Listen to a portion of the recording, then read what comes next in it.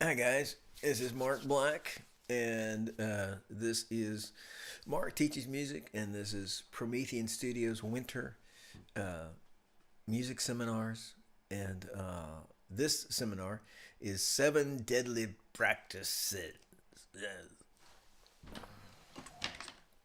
You seem to have one of the seven deadly practices. Yeah, seven deadly practices. We tried to do this seminar in May. It was the first time we'd done any of these, and so we really screwed up. So I felt like it was a good idea to do it again. And so this is we just got through. I figured the material we had in the last seminar with no way to get through it. Got through it all. This is like this is like 17 pages of stuff. So we'll see. So listen, you need to ask your questions and your comments right down here. Don't be hesitant about that. Do that a lot. And that's a great thing to do, particularly responses or questions about. This is all a very encouraging message about practicing and how to practice well. But if anything, it was a question or couldn't quite tell what I was saying to do or any of those type things, just holler, because this is anything but or everything encouraging, anything but either discouraging or confusing. Just don't let anything be confusing. So, but basically, the idea is that there's things that hurt people very, very much in their practice, and I've done many of those bad things, and trying to get out of that.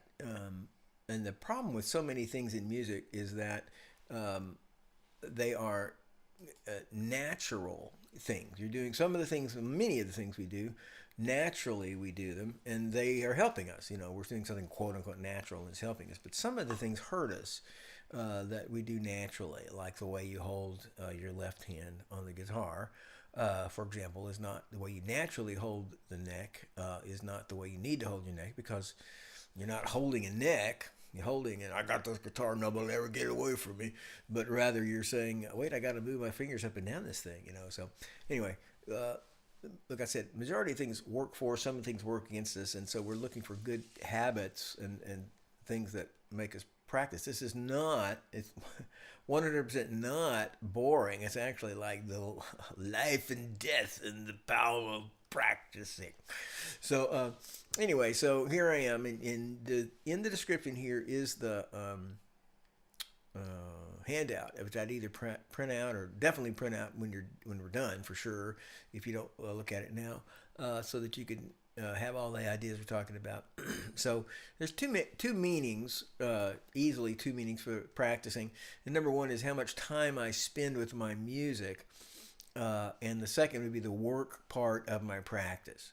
In other words, not how much time, but the time. One is practice is the time I spend with my music, and the other practice is the work part of my practice. So we're talking about the first idea, the time that I spend with my music.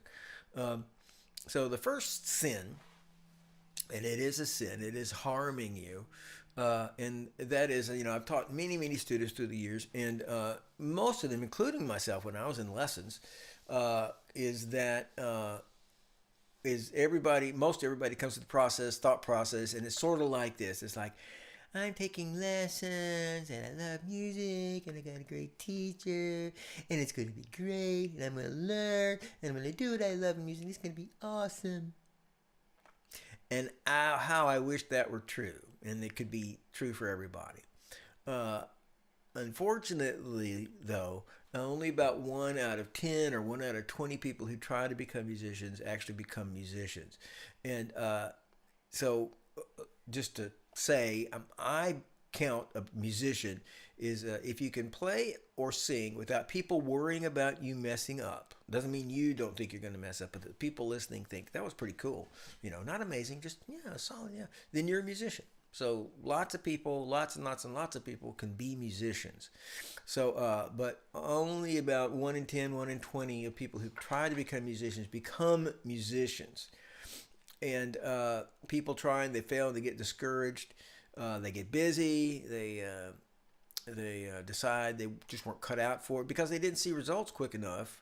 Or I don't mean it like they're impatient. I mean they try for a year. You try for 2 years. And so many people, and basically they're headed the wrong way in various areas, and they're banging their head against the wall, banging their head against this other wall, banging their head against this other wall, and they can't make things work, and so they give up, or they just decide that obviously I wasn't cut out, because not because they're quitters. That's not what I'm saying. I'm saying they in a regular a regular endeavor, their efforts would have been rewarded, and for various reasons, music resists them. So this particular sin, out of the 7 things we're talking about today that could radically hold you back, uh, so so for most people, let's see, the only way for everything to work out well, without a lot of effort. Now, I don't mean you're not making effort. Don't misunderstand that. I'm not saying that. Is if you are an organic. And this is my term for a certain kind of person. And as I'm talking about organic, who's an organic? What is an organic? And organics is what I call about 30% of skilled musicians, the people who don't need to practice much. And this is not a negative. Please, if you're a famous musician, don't get offended at what I'm saying. The point is that some people, about a third of the professional names that you know, more people whose names you know, are what I call organics. That is, they don't seem to practice a lot. They'll tell you they don't practice, some of them. They seem to learn effortlessly. They've got great ears. They got great hands. They got great skills. They really do. And maybe they had parents who were great musicians.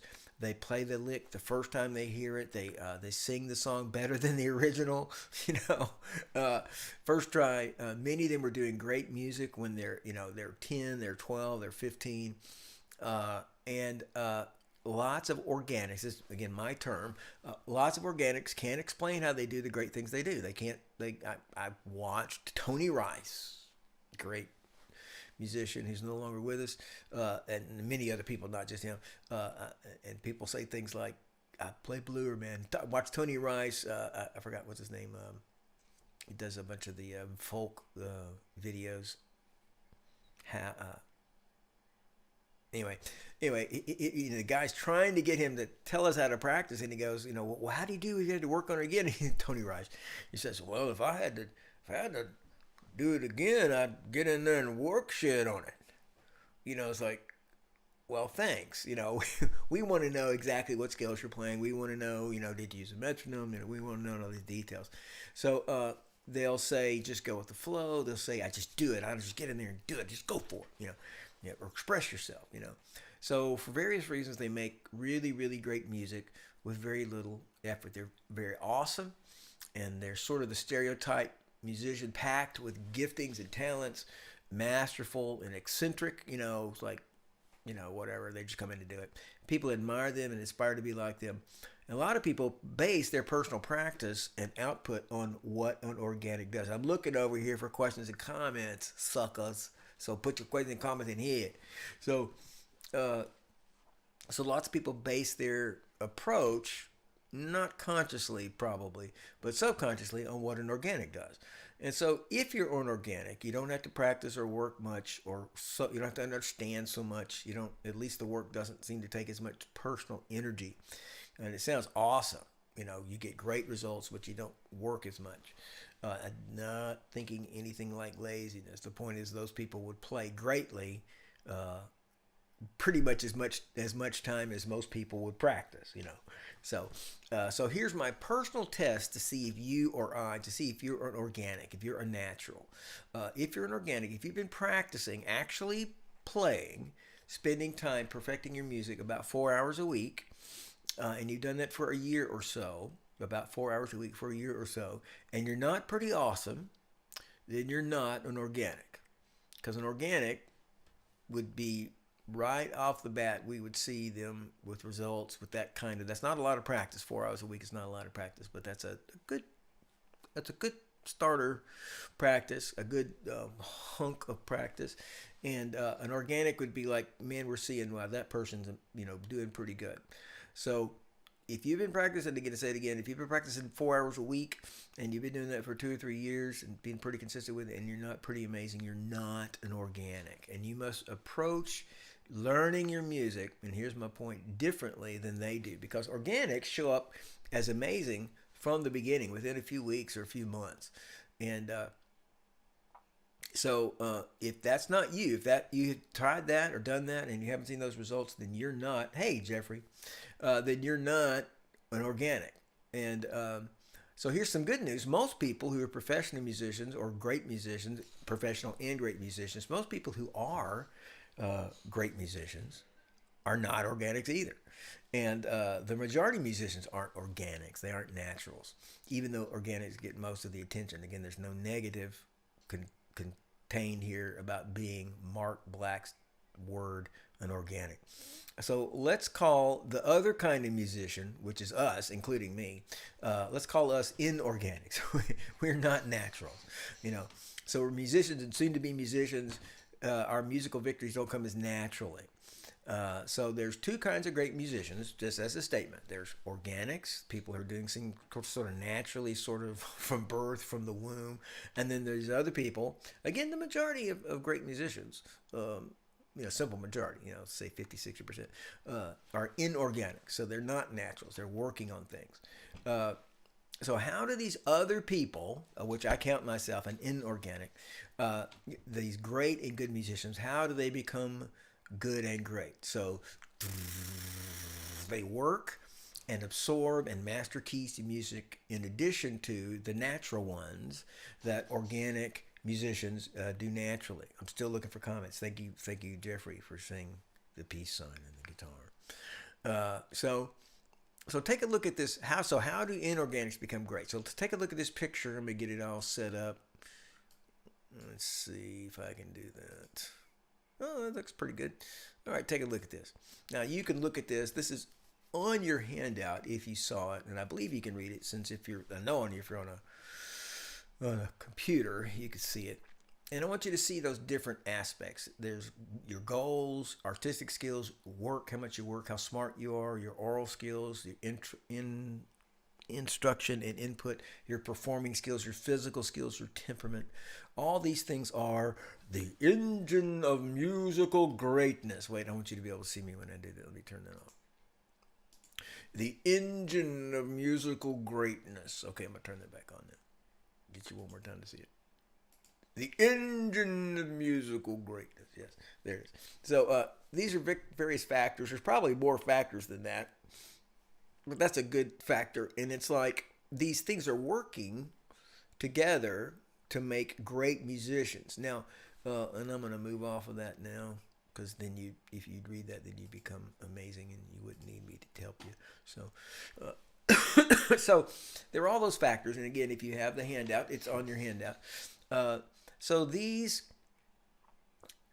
different factors, was there 10 things there? I don't know. They power your progress. They're the different ways to become a musician, the secrets of musicians through the ages, their skills and abilities and awarenesses. They create music and they create musicality and they create skill.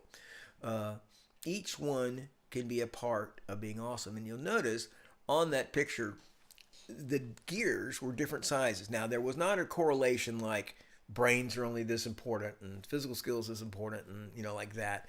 There's not supposed to be a correlation there about this. The title of the small gear means it's only that it's not very important. It's just to say that in each person there's different balances.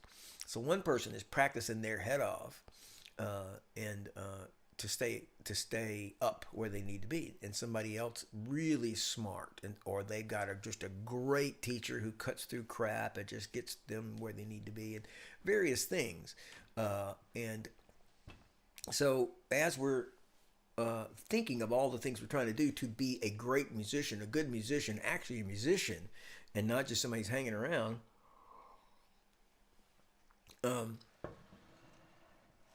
So let's see. We can use those things. We can take those different ideas and we can start working on different aspects and say, I wonder if I could get more. Let me actually pull this back up. So, yeah. So I wonder, for example, if I need to go to some concerts and get better artistic skills, I wonder if I need to, watch people on YouTube and see how they perform. Maybe there's a cooler, more effective way for me to perform.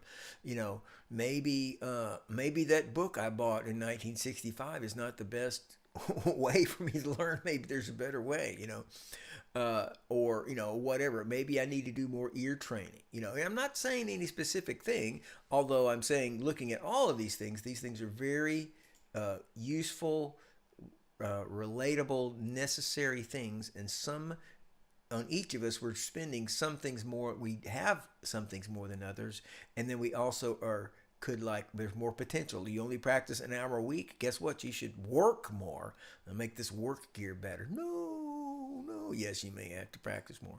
Maybe that might be it. It might be something else. So that's not the only thing. So there's a lot of possibilities in areas for improvement. So an organic person, not the inorganics, but an organic would probably be maxed out, great big huge physical skill gear, physical skill really big, artistic gear really big, performance skills, like I can concentrate and I can either be showy depending on what I'm trying to do. Maybe they got great ears, artistic, but look at all these other things that they can, like making you understanding how you learn through your personality, practice, how smart you are, educating yourself, getting good input and instruction, looking at your goals. Are you really headed for the place you want to go to? I'm not talking about great. I'm not headed for greatness. Are you trying to be a lead player? Are you trying to be a chord melody player? Are you trying to be a jazz pianist comper? Are you trying to do cocktail things? Are you trying to be a country music star, singer? Like clarifying your goals, just various ideas, oral skills, artistic skills, physical skills, performance skills, things that you can work on that will put you ahead, even with and ahead of other people who are organics, naturals. So this video is about deadly practice sins, or what we're talking about. This first sin is the whole thing is about deadly practice sins, and the first sin is complacency.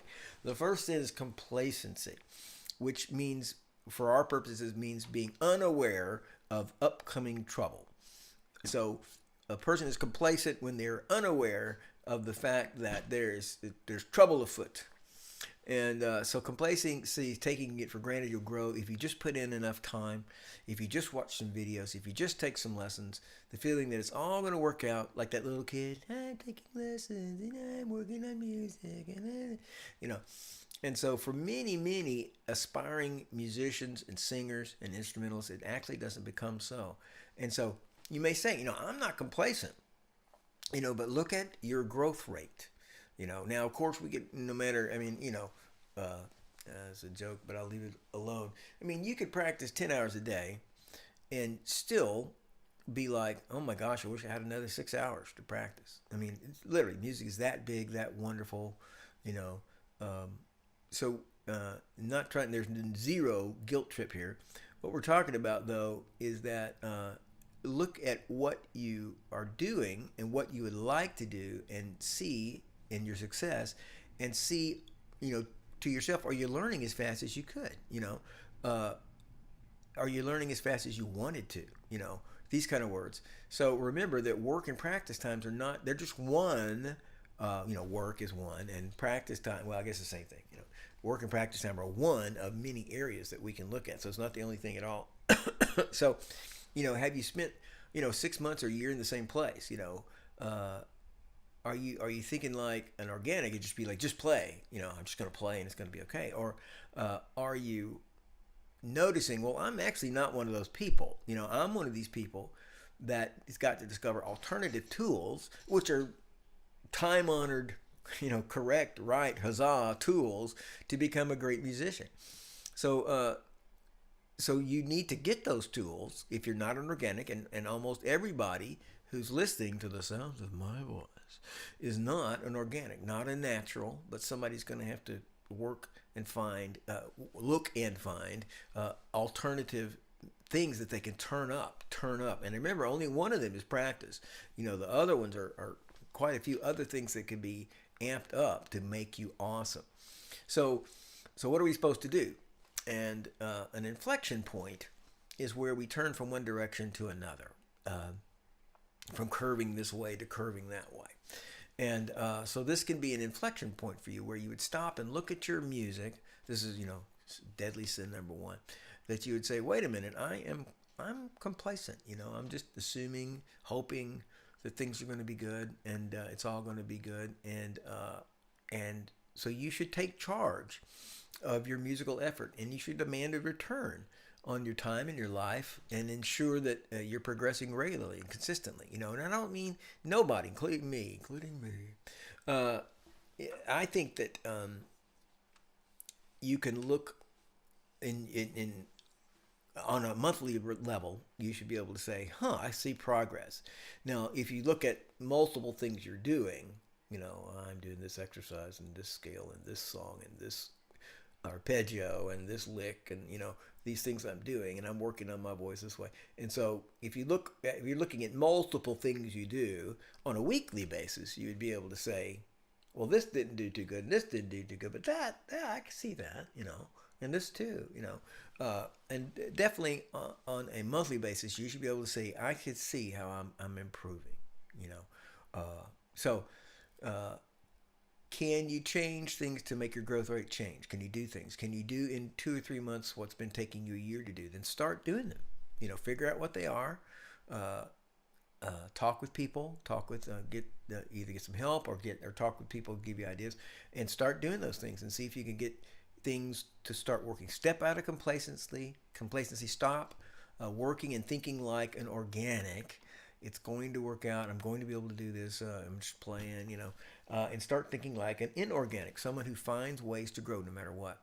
So dig into those 9 music keys on that little sheet. If you downloaded this handout, then you've got those little wheels, and they're all great ideas to lift yourself up and double and triple your output. You can work smarter, and you can build your brain muscle interface. You can understand your practice habits, like, hey, I'm inefficient right here. I should change the way I'm doing this. How you perform, if I'm hiding, and that's okay for certain instruments, but I'm the lead, I'm trying to be a lead singer. So hiding don't work too good for that. So I'm saying you're examining yourself and you're clarifying, focusing your goals. I'm getting a great teacher. So you search out the ways to be the musician that you'd like to be. You can do that, and start holding. You need to start. Maybe you need to start holding your hands differently. Or change your embouchure. Support from the diaphragm. You may need to watch. I already said it's a great idea. Watching great performances at YouTube. It's great to watch people live, of course. It's a little less of a time commitment to watch them on YouTube. Can fit to your schedule. So we want to make it. I mean, I don't. So the statistic, hey man, 20 people start, only one of them makes it. I want to be one of those one. I want to be that one, and you want to be that one. So we don't want to be that other number. So we want to be. So I know that 99% of people who try to become musicians can become great, good, solid musicians, and you are in that 99%. So you can be better than you ever thought. And if you'll leave the sin of complacency behind, and again, it's a little hard to kind of turn around and say, I'm just playing my song. You ain't complacent, But in the idea that you're spending part of your life and you do have things that you want to accomplish out of it. So think about that. Now, the second deadly sin is entitled Mick Jagger, Certified Public Accountant. All right, so under the second sin, Mick Jagger, Certified Public Accountant. And that took 24 minutes. I don't know if we're going to get through all 7 here. But, and that is the first sin about complacency and the second sin are related. So we all come into music with experiences, how we succeeded, how I got good grades in school, how I succeed in my business, how I, won friends and influenced people. So approaches like being diligent or expressive or passionate or, never going to give up, and those are all great things. And none of those things specifically work for music, and there's not a specific thing for music except to approach music as music, and that would mean passionately and emotionally and psychologically things, and there's no a way around that. So you have to do a lot of things that maybe have here my words maybe have never entered your widow head, and that would be unless you're a musician, and I'm not talking about us cool people. I'm talking about me when I was 10 or 14 or 18. I don't know when I became a musician, but I'm just saying for many many many years was not approaching things as a musician. So uh, you can't master music. You can't be a good musician the same way you are an accountant. You can't be a good musician the same way you studied for calculus. You're not going to get the right results. I have somebody talking to me about improvising, and they're trying to consistently trying to turn it into articulations and like there's a plan. If you just keep these 7 things in your head, then you're going to be able to ad lib greatly, and that's not going to work. It's never going to work because it's not a algorithm. It's an art, and I'm not trying to. I'm not listen. I am an NT, and I'm a National Merit Scholar, and I do not believe in ooey gooey wishiness, and but I know that an art is something. My definition of an art is something that the principles can be expressed, but they cannot be.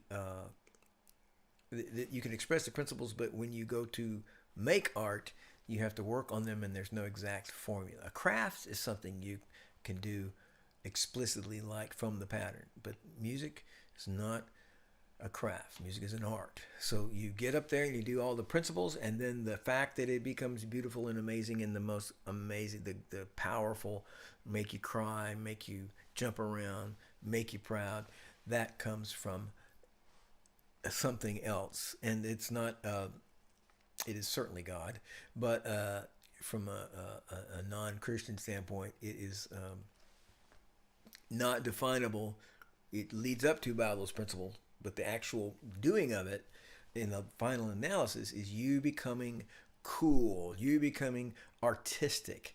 So I wrote down here, which is so true: to be cool, to sound cool, you got to be cool. Or you got to pretend pretty good, seriously. So if you're a stranger in a strange land and you're not in Kansas, so the deal is to act. My gosh, I'm telling you, so much of my playing is me just acting like I am the various things I try to do. I mean, I wish I had a trumpet here. I don't play trumpet. But when I hold a trumpet, I hold a trumpet like freaking Miles Davis. And I do my head like this. And I'm saying, I'm not talking about anything other than, so it's like, I'm like trying to soak up on any instrument, when I'm singing different kinds of songs. I'm like trying to soak up the ambiance of this style or this person or whatever. And I'm trying to go past my abilities. My abilities are here. My understanding is here. And I'm trying to get a result that's beyond that. And that would be because of artistry. Artistry. So you're going to have to embrace new ideas and strange things, alien things to you. And that's why it is very good to either, to get a mentor or a teacher or watch good videos. Now, opinions are like belly buttons, right? Everybody's got one. So whoever you're listening to, like I said earlier, every 3 months or something, you need to check and see, is that taking you where you need to go? It doesn't matter that you like what the guy says. Is it working for you? Does it work? So, so the second deadly practice sin is approaching music like you live your life. And I do not mean be a slob or anything like that. I'm just saying your life experiences will help, but it doesn't solve all the musical dilemmas. So the ways that a musician, somebody you say, this person is musical, and it could be YouTube, whatever, this person's musical. This person knows what they're talking about, and they're successful at this. And if they're telling you to do so-and-so, then you do it. And then, like I said, check it out in 3 months. If it doesn't work, you might try another 3 months, 6 months. If it doesn't work, quit doing it. Try a new thing. But the idea is that a musician, somebody who's succeeding in that area, presumably would be able to help you step out of CPA-ness, math whizness, computer programmer land, and pull you into musician art world, which of course has a huge hunk of skill, which we love, but also has a huge hunk of almost indefinable, and you can't. It's true. You can say, I tell students, attention resolution. That is what music is about, but you can't measure it. You can't. What I'm saying, you can't say, okay, 57.5% of your solo needs to be resolution, and 42.5 needs to be tension. You can't do that. It won't work. So that's an art. Anything that's like that. When you can come close, but then you got to say, okay, let's see. So anyway, become an artist and listen to people who are artistic and try to do what they're saying, and then you can measure it. Give them a chance, and give things a chance, and then measure it. Did it work? And then try a new thing or try that thing again and measure it. But listen to what musicians say. So everyone can attain to being a musician. My definition, I already said, is a musician is just somebody that when they play or sing, other people are just enjoying their music. Not how good you are. Okay, the third sin is you must be assimilated. Rather, you must assimilate. So in Star Trek, The Next Generation, oh my gosh. Anyway, there was the Borg. If you know or don't know the Borg, and the Borg were, cyborgs, and they trying to take over the galaxy, or at least the galaxy, and they would not accept peaceful coexistence. They required that everybody became a Borg, and so it's like the Flood, same kind of thing, except the Borg were a little slightly cooler. In practice, I want you to stop thinking about. So the point of this is, you are trying to assimilate your music, and you're trying to pull the musical things that you're doing into you and making them a part of you. So I want you to quit thinking about, and I'm telling you, this is a practice sin. I want you to stop thinking about how long you're practicing. Every part of your practice, I want you to quit thinking about it. I realize, like if I'm practicing, I'm doing so-and-so for 5 minutes and this for 10 minutes, and I'm saying, but what I'm trying to think of in that time that I'm doing it, as I'm thinking sort of this, I've got 10 minutes to assimilate as much of this song as I can. I got 10 minutes to make as much of this song as I can a part of me. And if I can make 10 measures of this song a part of me in 10 minutes, that's awesome. If I can only make one measure a part of me in this 10 minutes, then that's what I'll do. I'm playing a scale. I'm going to do this for 5 minutes. In this 5 minutes, I'm trying to get the hand position and my fingerings, and it's just natural and comfortable and masterful and fast and whatever. But I'm talking about it's a part of me. So start thinking about when you're practicing. You're thinking about, it'd be better to do 2 6-note licks. Let's say you had 5 minutes. 2 6-note licks, and he did it in his other key, and he did it 10 times, and he said, and he did it another 10 times, and you can feel your hands relax, and you can feel your mind and your body kind of go like, oh yeah, that's cool, I can do that. And you try to put in another key, and it's like all screwed up, and it's all goofy. So you stay there a little bit, and time's up.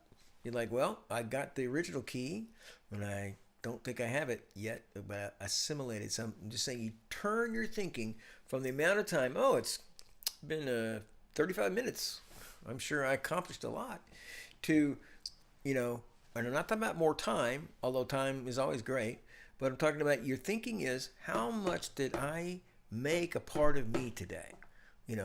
Ear training, doesn't matter what it is, ear training. So can I really hear the 1 chord now? How did they do that? So just think about if you just mastered two measures a day in a regular strumming song on the guitar or comping song, in a month, really 3 weeks, that would be the whole song.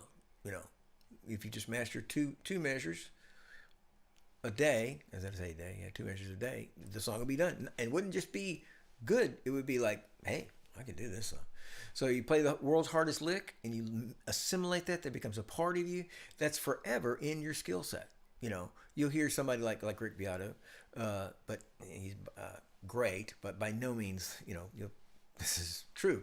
You work on a lick, something that's hard to do, hard to figure out, and you finally get that thing down. And what you have done is you've injected that skill and that mental process and those sounds into all of your playing, and you'll be doing that for the rest parts of it the rest of your life. What a great assimilation! So you know you work for 6 months to get a wonderful high C. Well, I'll just say a high G, good high G, round, beautiful, lovely tone. Well, that's going to change everything you sing for the rest of your life. So this assimilation idea, shift from time to thinking of making what you're doing a part of you, will change everything you do. It could change how much you practice, but more it's going to change the output. So let's look at how that works out. So this is under the heading, if you're following the outline, how little ducks follow assimilation. Here's little ducks that are following assimilation. So if you follow the idea of practicing all of your music in the various areas until they become a part of you, this is what's going to happen. Number one is you'll start picking smaller parts of things to work on. You'll be like, you're used to like trying to play all the way through the song, and it's like, yes, but when I get through at the end of the day and I come back tomorrow, it's just as crappy as it was the day before, you know. So that was not assimilated. So you'll take smaller parts so that it's like, oh, you know, I'm getting better. So you're biting off smaller hunks. Another thing is you'll spend longer on those smaller pieces. So and the idea of, and this is a good idea, of playing something 5 to 7 times in a row. This is a rule, a good rule, Christopher Parkening's rule, is that when you don't leave something that you're working on, a lick or a part in a song, until you can play it, he says 7 times in a row, without a mistake. When you can play it 7 times in a row without a mistake, then you can leave it. Now that's, I would say 5. I don't disagree with him. It's just more that there's a trade-off, of course, between how much you do and how well you can do it. And so I'm not disagreeing. The idea there is mastery. And you'll need to learn, another third thing, the little ducks following assimilation, is you need to trust your muscles. Your muscles in your hands, if they're stiff and tight, your hands do not think it's mastered. So if you're all stiff, that includes you singing, you're all tight and everything.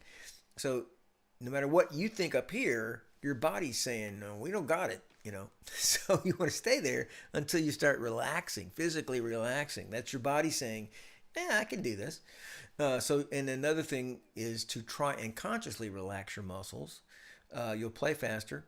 And then another good thing towards the goal of assimilation, pulling everything and making it a part of you. I want you to do that.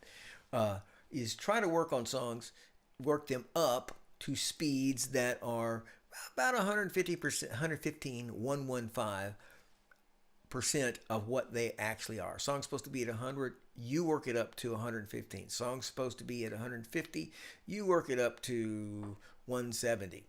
And so that gives you a skill cushion. And I'm going to say this real quick, I don't want to spend a lot of time on it, but see, we're working on a song, and let's say it's pick up the pieces. Let's say that's what you're trying to do. And that's the speed of it. Maybe it's a little faster. Maybe that's the speed. We'll say that's the speed. So there's the speed of this thing. The problem, since it's fixed, we really don't want to hear it. We don't want to hear it that fast. So since we're working it up to speed, we're developing skill. And then suddenly we can't go any faster. We're just trying to increase in quality. but we can't increase the speed. It slows down our assimilation and our mastery of it. So if you say, well, I know it's supposed to be at no, it's supposed to be that speed, but I'm going to do it a little faster. I'm going to do it significantly faster. Again, like I said, 15, 20% faster. Then I can continue to work on my skill, which would also increase my quality. So that's a good idea. Okay, so that's the third sin. Assimilation. Assimilate. Make these things a part of you. You should really do this. Okay, now the fourth one, it's an arrow pointing, right? And the arrow's pointing up, and it's pointing at what? It's pointing at dots or periods. And the question is, what are those if you're looking at your handout? So those are periods, and periods make a stop. And absolutely, the worst thing in performing a song is to stop.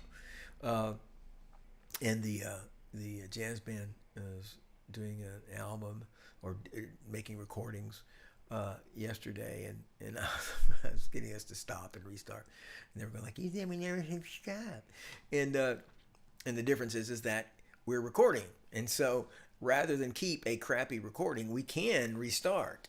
But in a live performance, it's too late. The card laid, card play. So if you play measure 4 wrong, by repeating measure 4 immediately, like, oh, let's start. Now you're making a big sign. I suck. I suck. So the point is, in music, when you're performing live, you may not stop. Now the problem is, it is not natural to not stop. It's not natural to me to not stop. You're in life, you make a mistake, you go and fix it. You're taking a test and you messed up number 17, and you're going to come back and try to fix number 17. You don't go like, oh, well, never mind, that was my shot, and you you have a flat tire. You don't go like, I don't care, I'm not going to stop, and just keep on going. That's not how you live life. You fix your mistakes and you fix your problems, which is a wonderful thing to do, and what you should do. In music, though, and we're talking about live performing, the worst thing you can do is to stop and to restart. Either stop, pause, or to restart. It is a big sign saying that you messed up. So you have to, because this is not natural to not stop. You have to practice that way every day. Every day you got to play your song, and 30% of all your practice needs to be performing. By which I mean playing your song from beginning to end without stopping. That's not the only thing you're doing. You're stopping and fixing things. Oh, this measure's terrible. Let me do this 100 times, and stop and start and fix it. But then at the end of that, you say, okay, now I'm going to perform, and I'm not going to stop. And I got on my outline to do this, so I'm just going to follow my wonderful outline. It must be right. And so my example was this. So, got anything here? I don't hear anything. Ain't no sun. Here's the song. Ain't no sunshine when she's gone. It's not warm when she's away. Ain't no sunshine when she's gone. This house just ain't no home anytime she goes away. Okay, there were some mistakes in there. So here's another mistake. Exactly the same number of mistakes. Ain't no sunshine when she's gone. It's not warm when it's not warm when she's away. Ain't no sunshine when she's gone. Okay, so that's the same number of mistakes. I did a pitch mistake at first. I sang wrong. I also think I played the wrong chord. But I did not stop. And the second time, I stopped. And I stopped and I tried to restart, and I couldn't make it work. I got it to work. So that is much more disruptive to the performance. You got to think about when you make a live mistake, what you're doing is trying to say, nothing to see here, there was no mistake. Because the whole idea is that the audience enjoyed your performance. And so, so that's why you don't stop, because to the player, a pitch mistake is what's terrible. I can't play a wrong note. But to the listener, a rhythm is what's the unforgivable sin. I was trying to illustrate that. So I sang pitches wrong, and you just ignored them because I didn't stop. But then I played rhythms wrong, and you were like, well, why is he stopping? Or that's pretty lame, like that. So anyway, so sadly, you may not stop. If you're practicing, of course, it's you can make mistakes. The time you're working in live music, you do stop, or you can't figure where you are. So you can stop, but when you stop, what I'm saying, you may have to stop sometimes. But you would count that as a mistake. If you're practicing, you would say, darn it, I stopped. What did I gotta quit doing that. Like that, and not like, thank God I didn't play a C sharp instead of a C. Instead, you got to be like, no, it would have been better to play the wrong note and keep the time going. Better, of course, when you don't have any problems, no pitch mistakes and no rhythm mistakes is perfect, but that's good. So I have here's a great thing. Be the musician you want to hear. Go for it. Be the musician you want to hear. Okay. Now, come on now. Send all these thousands of questions and statements. I want to be a good musician too. Okay.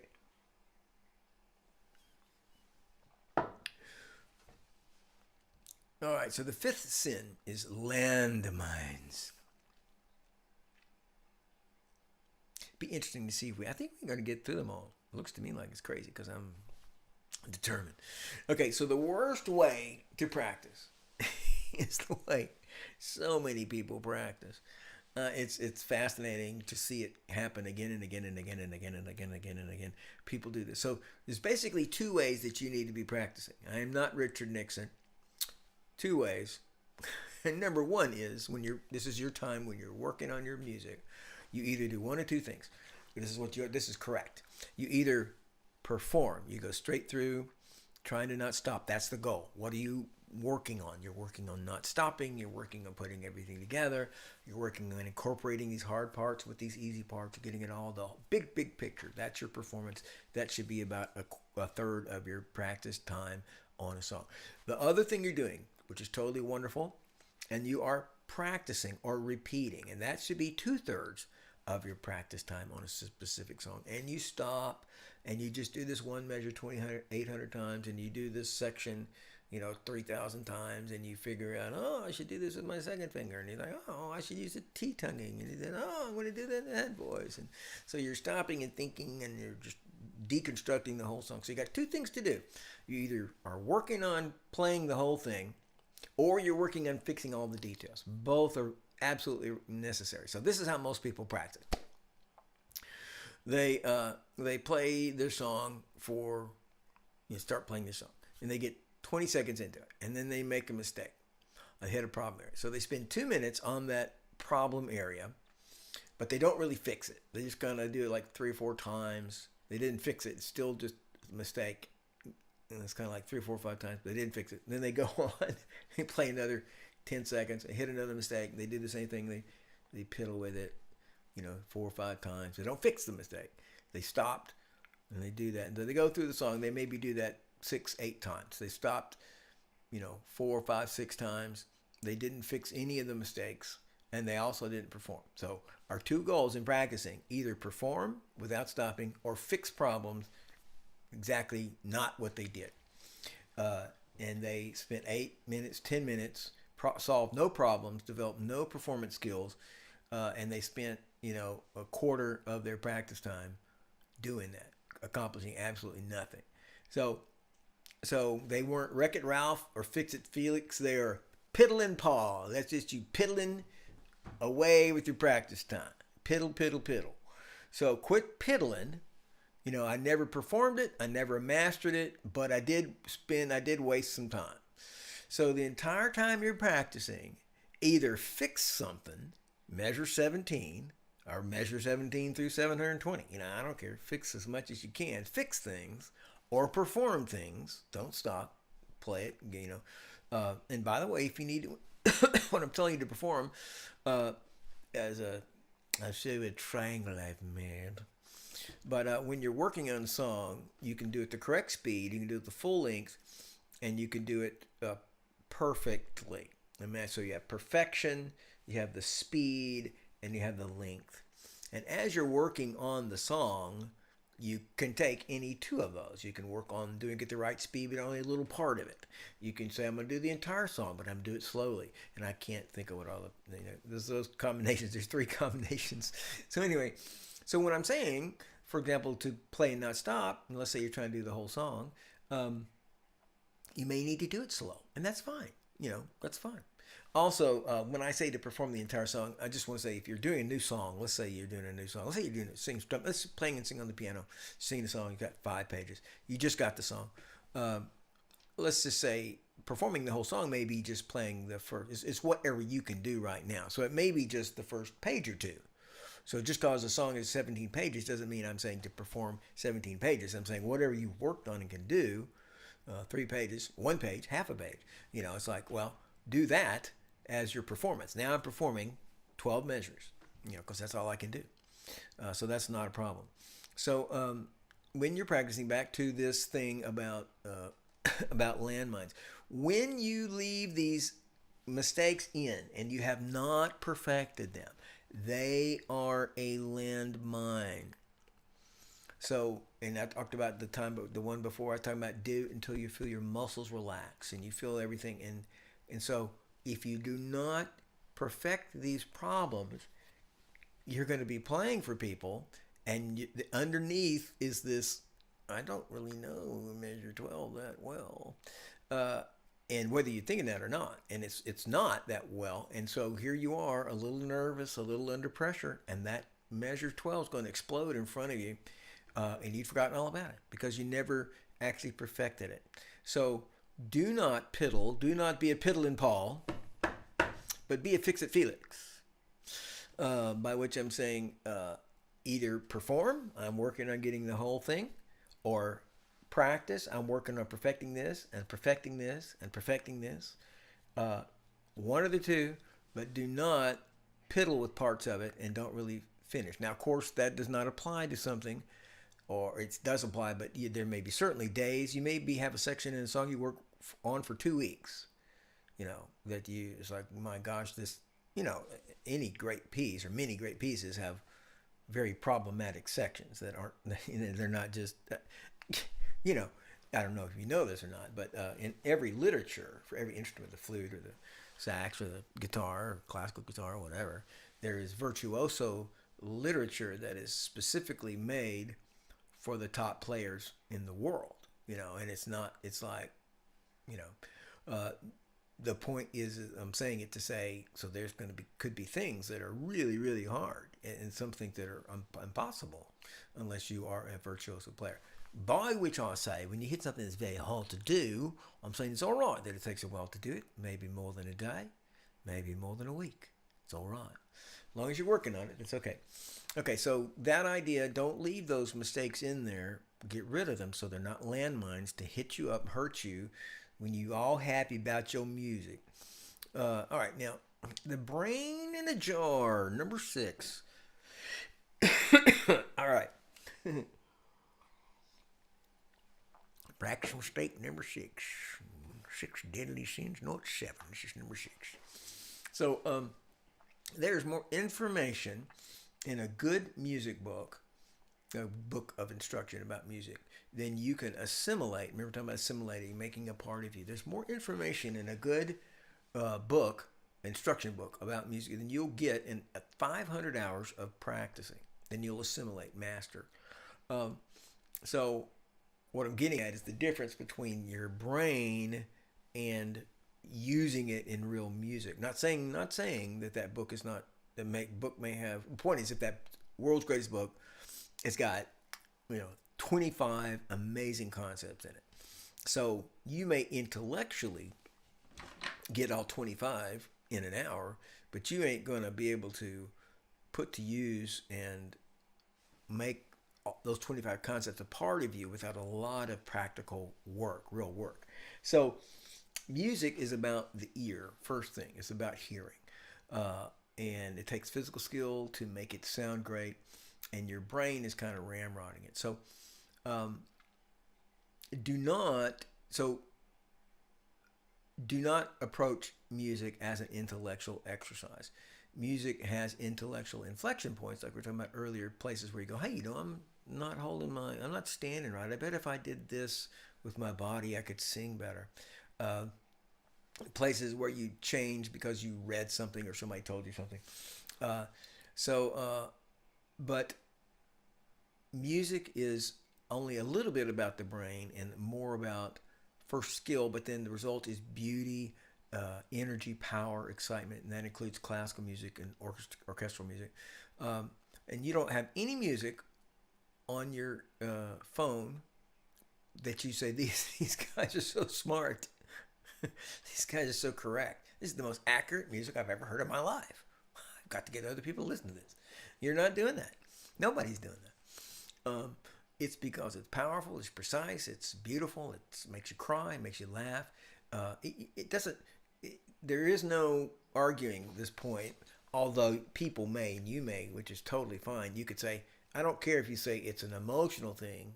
Your emotion, your heart-driven sister may go, oh, maybe and then Mr.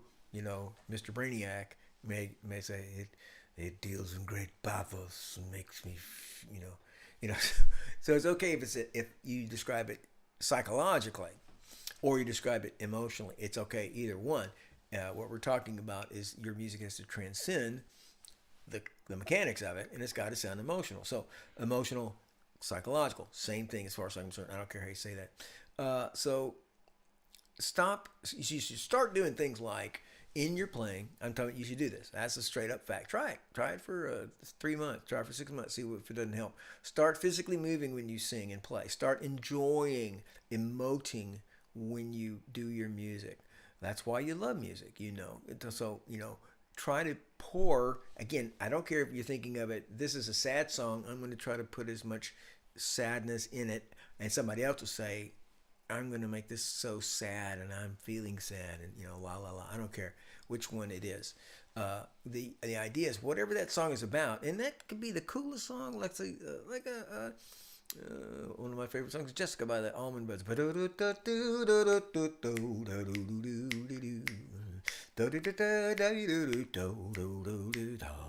So the point is, that is a fun song. It's got a good degree of precision. It's not amazingly precise, but it's pretty precise. And so what emotion am I trying to do that with? I'm thinking happy, and I'm thinking, man, I want to play. I'm trying to get that. And I'm letting that emotion / psychological description of what they're going for lift me up and cover a multitude of sin. I'm telling you, my brother, that you'll let that emotion / psychological description in there. You'll start playing more in time. You'll start accentuating the right beats and stuff. And not strong beats and weak beats. You'll start changing your articulations of things because you're thinking, I want this to sound like this song is. This song is just I'm trying to think of some song.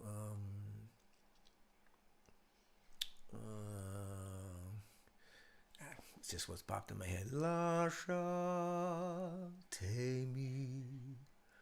morire. Lasciatemi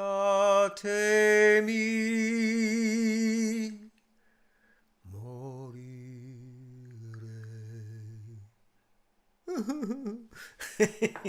Anyway, so there's a song I'm trying to absorb what this song is about and the feel of this song, and me trying to grasp it on an additional level than just my.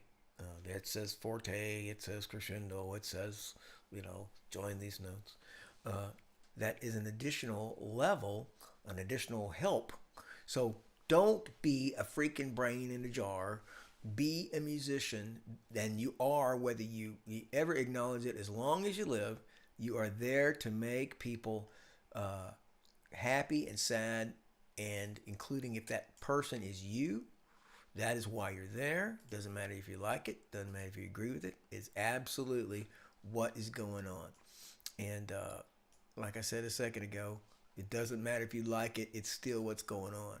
Okay, so now the next one. Here's the last. I can't believe it. I got them all. Here we're on the last one. We have 15 more minutes. Okay, here's the last one. The seventh sin. You knew it was coming. Here comes the seventh sin. Da, da, da, da, da, da, da, da, da, da. There it is. The seventh deadly practice sin. I put it on the end. There it is. What is that? That's the evil metronome. Look at that metronome there. Full of angry eyebrows. Yeah. Okay, so that is the seventh sin, is not using the metronome. So if you have a handout here about the metronome. Now listen, I want to tell you, first off, 3 bad reasons for using the metronome. These are rotten reasons. Number one, I'm saying don't do this. Number one, the first reason is all good people use metronomes. That is not true. And using a metronome does not make you good. So don't use the metronome because you're a good person. Number 2 is not to get the time right. And number 3, it is not to play faster. It'll help you do that, and it'll help you get the time right, but that is not the reason to use the metronome. The real reason, this is on your handout if you got it, the real reason to use the metronome is you are a human being and not a machine. And human beings do not have the capacity to measure time. And so you're going to have a good day and you ate your Wheaties and you're all full of viff and vim and you're going to play everything fast and it's going to feel great. And you're going to have a day where you overslept and you're feeling a little under the weather and you're going to play everything slow and you're not going to notice it. I mean, it's going to be a variation of 10%. You're not going to notice it. But that variation, and not talking about that exact example. There's an example. You're going to play scales and on a unaided, without a metronome, you're going to play scale and you're going to feel like you played everything exactly precise. But then if you had something to measure your speed with and your individual components, it would be like, well, this note is, this note was actually just a little bit longer than these two. It wasn't perfect. How could you tell? You will have a hard time telling without something measuring you, and I should have matched that, Now, those of you who hate the metronome, just me doing this is like evil. I've automatically become an evil person. Hi. So anyway, just because, a lot of you who hate the metronome, this is why you hate the metronome. You put the metronome on, and it's essentially this. You don't set the metronome at the speed that the song is supposed to be. You do not do that. No. You set the metronome at the speed that you can do. So let's say you're supposed to be going, but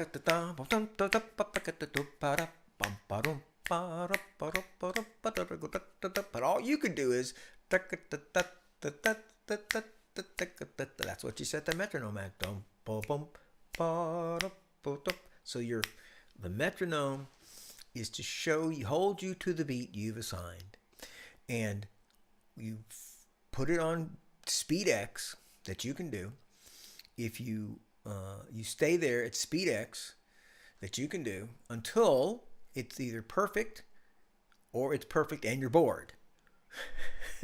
So preferably it's perfect and you're bored because you've been doing it at the same perfect speed for 2 days or 2 weeks, and then you say, I'm perfect at 71. Let's bump it up to 76 and see how I do. And then it's a little harder. Your quality goes down a little bit, and you're concentrating, and you're trying to make it match this speed, and you're noticing, measure 12 and measure 17 are the ones that are eating my lunch, and so I need to fix them. So you sit down and you give them some extra time in practice. You get them right, and then you notice, hey, I'm doing this whole thing now at 76 at an A, a good grade, and I've been doing that for 3 or 4 days, so I'm going to bring the speed up again. And so what the metronome does is it points out the places you have problems, because instead of having some measures where you slowed down a little bit, some measures where you sped up a little bit, all because they're hard or easy, You're holding them all to the same speed. You notice your problems. You fix your problems. You have a regular way to progress that you would say, I've been doing this well for a week or 2 weeks or whatever you want to set it at, your progress rate. And you say, I've been doing well at this speed for a certain length of time. I'm going to now bring up the speed. Typically, if you're working with the metronome well, that is, you've been consistently working with it, 5% is the correct amount. 5-6% increase is the correct amount. If you first use a metronome, by the way, you are ready to drop the speed, and you may be able to make big increases because you haven't systematized what you're doing, and you'll be, wow, look at me, I'm doing so great. But it's really sort of you're shaking out, and you're shaking out all the inefficiencies, and it's like, boy, if I had just followed something, even, then I would have corrected these things, and wow, I would have made these changes. So anyway, so you set the metronome at the speed that you can do the thing you're doing, a scale, a part in a song, it doesn't matter. And so it will reveal the places that you're having problems. It will reveal the speed you can actually do a scale or a song, or part of a song. So, and you need to look at it like, which is on your list. It says here, right, Hola, Jeffrey.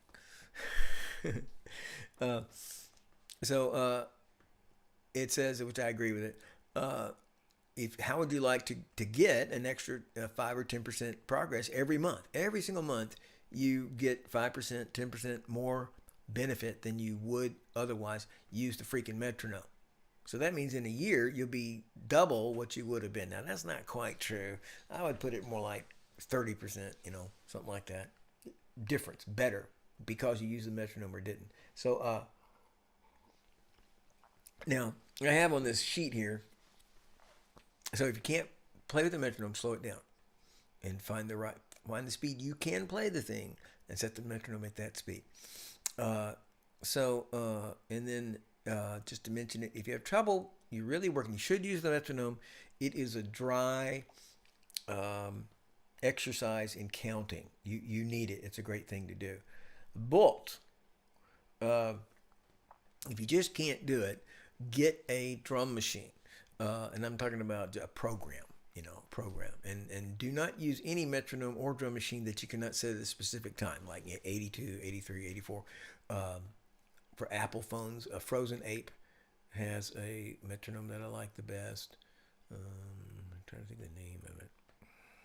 It's by Frozen Ape. Tempo Advance is the name of it.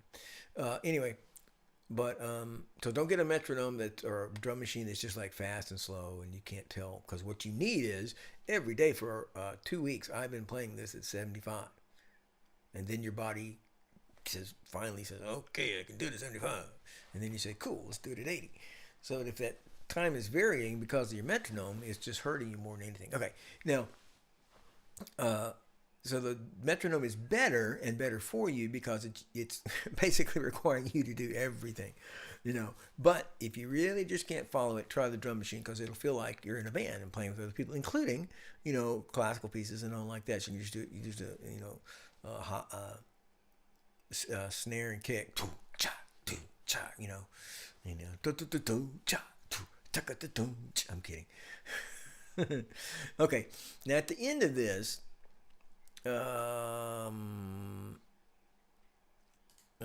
Sheet, I've got look at that. At the end of this sheet, I've got what have I got? I got to get out of here. No, I don't. At the end of this sheet, I've got a list of 10 good practice concepts, just good ideas. Y'all should look at this, and some of these things would be questions because it's not necessarily obvious. I'm trying to be obvious. I'm not trying to trick anybody, but and then what to practice. This is a very good point. So look at this, a good practice concepts about practicing well, and then what to practice. And I like this. I wrote it. If I do say so myself. What do you practice? So it says you practice long and short-term skills and songs, things that you can do immediately, things that take longer. things for speed, things for beauty, things for control of your instrument or your voice, things that make uh, music and what I'm doing in music easier and hopefully dramatically easier. Like, wow, this is a lot easier. And things that over time make your musical life better. So you're not avoiding things that may be hard because you're saying, well, I really do want to. I don't know why tapping is. I really do want to do tapping. I say tapping all the time for my guitar stuff. I don't know why. Would you say I can't tap, but I really do want to. So it's like, well, just get in there and start doing it. And then here's things I hear a lot, things I like a lot, things that I do a lot.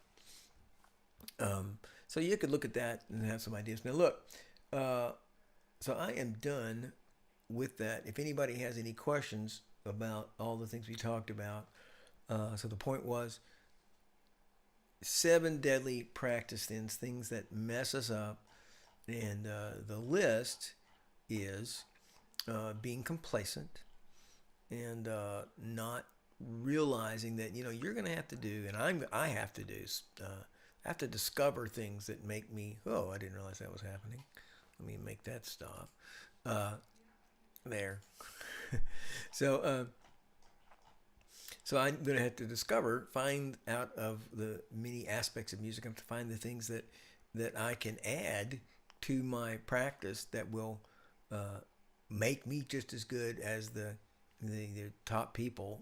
Discovering what they are instead of just trusting it'll be okay. Don't trust that. Second thing was Mick Jagger, the accountant, and is don't approach learning music like he did everything else. Um, do what musicians do. Uh, and number 3 was you must be assimilated. It was that you're switching your thinking and practicing to I want to make these things a part of me. I want to do this scale naturally. I want to do this part in this song, skillfully, masterfully.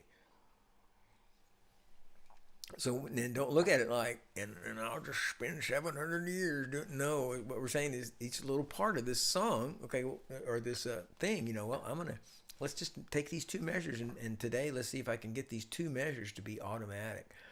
And then I'm talking about stopping and talking about that pausing when you perform. Now that is, I'm telling you, that kills most, as a simple majority, at least 50% of people's actual functional viability as a musician, because they're fighting so much. They're either pausing a lot or fighting pausing so much that their music is choppy and uneven and unpleasant to listen to. And so you will have to practice not stopping, because it is not natural to keep going. It's natural to fix it. So you're trying to get a new habit working against nature. The 5th one was landmines. It means that when you're practicing, either practice going all the way through or fixing stuff.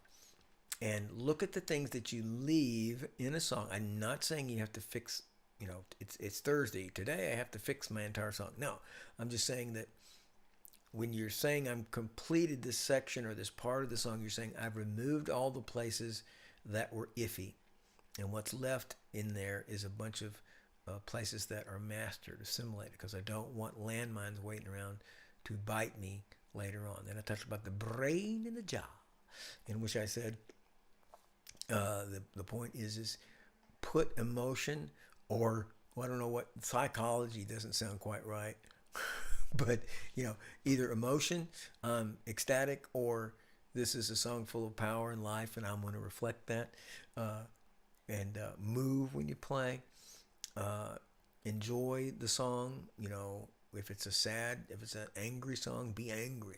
I don't mean you have to think being angry, but you'd be like, man, I'm angry. And then the last one was the evil metronome. And the metronome is so useful. And it's not that it's not for some people, it's for everybody. And just by the way, if you can't follow the metronome, it's your problem, baby, because the metronome is just ticking. So, but you want to fix that. You can fix that. It'll benefit you so much. So, all right. So that's it. I don't see any other new comments or questions over here. And so this is Mark Black. This is the end of the Promethean Studios Winter Music Seminars.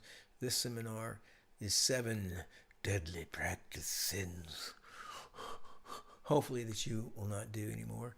And if you got any questions about anything, send me an email, Mark at Dallas Music Lessons. Like this, subscribe, comment, send money, anything, any of that stuff, and invite and share this with people, and share the channel with people.